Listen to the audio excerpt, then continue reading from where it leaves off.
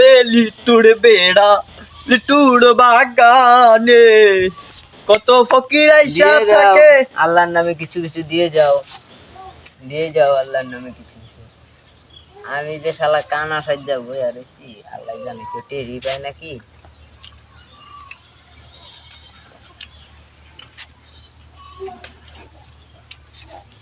এই যে 50 টাকা দিলাম। হ্যাঁ